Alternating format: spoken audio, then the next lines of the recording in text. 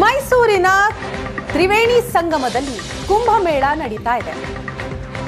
ತ್ರಿವೇಣಿ ಸಂಗಮಕ್ಕೆ ಭಕ್ತ ಸಾಗರವೇ ಹರಿದು ಬಂದಿದೆ.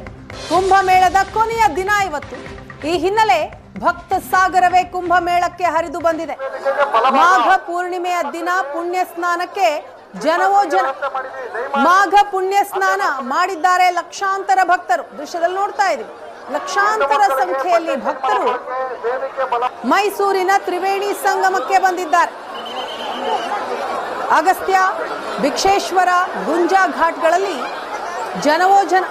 ಕಾವೇರಿ, ಕಪಿಲ, ಸರಸ್ವತಿ ಸಂಗಮದಲ್ಲಿ ಮುಳುಗೆದಿದ್ದಾರೆ ಜನ. 10 ಕಿಲೋಮೀಟರ್ ಫುಲ್ ಟ್ರಾಫಿಕ್ ಜಾಮ್ ಆಗಿದೆ. ಪುಣ್ಯ ಸ್ನಾನಕ್ಕೆ ತ್ರಿವೇಣಿ ಸಂಗಮಕ್ಕೆ ಲಕ್ಷಾಂತರ ಸಂಖ್ಯೆಯಲ್ಲಿ ಭಕ್ತರು ಬರ್ತಾ ಇದ್ದಾರೆ. ಇನ್ನು ಸಂಜೆ ಮಹದೇವಪ್ಪ, ಸುತ್ತೂರು ಶ್ರೀ ಸೇರಿದ ಹಾಗೆ ಹಲವು ಗಣ್ಯರು ಕೂಡ ಬರಲಿದ್ದಾರೆ.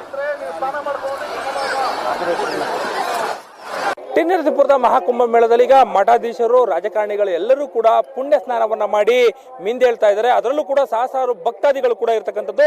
ನಮ್ಮೊಂದಿಗೆ ಮಾಜಿ ಮುಖ್ಯಮಂತ್ರಿಗಳಾಗಿರ್ತಕ್ಕಂಥ ಡಿ ವಿ ಸದಾನಂದ ಗೌಡರು ಇದ್ದಾರೆ.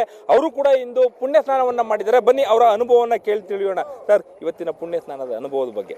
ಇವತ್ತು ಪ್ರಯಾಗದಲ್ಲಿ 144 ವರ್ಷಗಳ ನಂತರ ನಡೆಯುವಂಥ ಒಂದು ಅದ್ಭುತವಾದಂಥ ಒಂದು ದಿನ. ಇದು ಕೂಡ ಪ್ರಯಾಗ್ರಾಜ್ನಷ್ಟೇ ಅದ್ಭುತವಾದಂಥ ಪವಿತ್ರ ಕ್ಷೇತ್ರ ಆಗಿ ಮೂಡಿ ಬರಬೇಕು ಅಂತ ಹೇಳುವಂಥ ನನ್ನ ಆಶೆ ಇದೆ. ಪ್ರಾಯಶಃ ಖಂಡಿತವಾಗಿ ಅದು ಆಗಬಹುದು ಅಂತ ಅನ್ನಿಸ್ತದೆ. ಇವತ್ತು ನೋಡಿದರೆ, ಇವತ್ತಿನ ದಿವಸ ಲಕ್ಷಾಂತರ ಮಂದಿ ಇಲ್ಲಿ ಬರುವಂಥದ್ದನ್ನು ನಾವು ನೋಡಿದರೆ ನನಗೆ ಅನ್ನಿಸ್ತದೆ ಏನೋ ಇಲ್ಲಿ ಒಂದು ವಿಶೇಷತೆ ಇದೆ. ಆ ವಿಶೇಷತೆಗಾಗಿಯೇ ಜನ ಸೇರ್ತಾರೆ. ಜನರಲ್ಲಿ ಎಷ್ಟು ಶಕ್ತಿ ಇದೆಯೋ ಆ ಶಕ್ತಿಯೆಲ್ಲ ಇಲ್ಲಿ ಕ್ರೋಢೀಕರಣ ಆಗುತ್ತೆ ಅಂತ ನಾನು ಭಾವಿಸ್ತಾ ಇದ್ದೆ. ಓಕೆ, ಇಲ್ಲಿ ಅದೇ ಒಂದು ಪ್ರತೀತಿ ಇದೆ. ಏನು ಉತ್ತರ ಭಾರತದಲ್ಲಿ ನಡೆಯುವಂತಹ ಕುಂಭಮೇಳಗಳಲ್ಲಿ ಮಿಂದೆದ್ರೆ ಸಿಗುವಂಥ ಪುಣ್ಯ ಏನಿದೆ, ಅದಕ್ಕಿಂತ ಒಂದು ಗುಲಗಂಜಿಯಷ್ಟು ಪುಣ್ಯ ಹೆಚ್ಚು ಸಿಗುತ್ತೆ ಅಂತ ಹೇಳ್ತಾರೆ. ಇಂಥ ಸ್ಥಳಗಳಿಗೆ ಇನ್ಯಾವ ರೀತಿಯಾದ ಅಭಿವೃದ್ಧಿ ಆಗಬೇಕು ಅಂತ ಬಯಸ್ತೀರಿ? ಸರ್, ನನಗೆ ಅನ್ನಿಸ್ತಾ ಇರುವಂಥದ್ದು ಸುಮಾರು 90ರ ದಶಕದಿಂದ ಯಾವಾಗ ರಾಮ ಮಂದಿರದ ನಿರ್ಮಾಣಕ್ಕಾಗಿ ಎಲ್ಲ ಹಿಂದೂಗಳು ಒಟ್ಟಾಗಿ ಸೇರಿಕೊಂಡು ಅಲ್ಲಿಂದ ಪ್ರಾರಂಭ ಮಾಡಿದ್ರು. ಈಗಾಗಲೇ ರಾಮ ಮಂದಿರ ಕೂಡ ಅಲ್ಲಿ ಸ್ಥಾಪನೆ ಆದಮೇಲೆ ದೇಶದ ಎಲ್ಲ ಭಾಗಗಳಲ್ಲಿ ಪವಿತ್ರ ಕ್ಷೇತ್ರಗಳಿಗೆ ಆ ಹಿಂದೂಗಳು ನಮ್ಮ ಕೊಡುಗೆಗಳನ್ನು ಕೊಡುವಂಥದ್ದನ್ನು ಕೊಡ್ತಾ ಇರುವಂಥದ್ದು ನೀವು ಕಂಡಿದ್ದೀರಿ. ಸರ್ಕಾರಗಳು ಮಾಡಬೇಕಾದ್ದು ಒಂದು ರೀತಿ ಆದರೆ ಸಾರ್ವಜನಿಕರು ಕೂಡ ಅದೇ ರೀತಿಯಲ್ಲಿ ಇದಕ್ಕೆ ಸಹಕಾರಗಳನ್ನು ಮಾಡುವಂಥ ಅವಶ್ಯಕತೆ ಇದೆ. ನಮ್ಮ ಕರ್ನಾಟಕ ಸರ್ಕಾರ ಒಳ್ಳೆಯ ವ್ಯವಸ್ಥೆಗಳನ್ನು ಮಾಡಿದೆ. ಇಲ್ಲಿ ಮುಂದೆ ಈ 3 ವರ್ಷಕ್ಕೆ ಬರುವಂಥ ಕುಂಭಮೇಳ ಏನಿದೆ, ಅದು ಯಾವ ರೀತಿಯಾಗಿ ಅಭಿವೃದ್ಧಿ ಆಗಬೇಕು, ಅದಕ್ಕೂ ಅವರೆಲ್ಲ ಬರಬೇಕು ಅಂತ ಬಯಸ್ತೀರಾ? ಸರ್, ಖಂಡಿತವಾಗಿ ಇವತ್ತು ನೀವೆಲ್ಲ ಮಾಧ್ಯಮದವರು ನನಗೆ ತುಂಬ ಸಂತೋಷ ಆಗಿದೆ. ನೀವು ಸ್ವತಃ ಇಲ್ಲಿ ನಿಂತ್ಕೊಂಡು ಇಲ್ಲಿ ಆ ಪವಿತ್ರ ಸ್ನಾನ ಮಾಡುವಂಥ ಜನರನ್ನು ಹಿಡಿದು ಇಲ್ಲಿಯ ಶುದ್ಧ ನೀರು ನೀವು ನೋಡಿ, ಇಷ್ಟು ಜನ ಸ್ನಾನ ಮಾಡ್ತಾರೆ.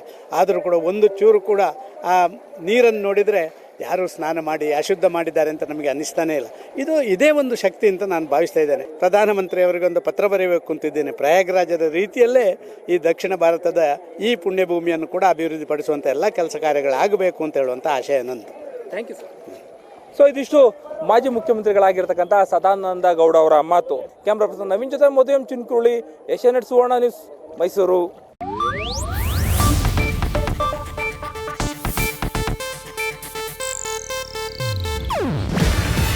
ಇದು ಏಷ್ಯಾನೆಟ್ ನ್ಯೂಸ್ ನೆಟ್ವರ್ಕ್ ಪ್ರಸ್ತುತಿ.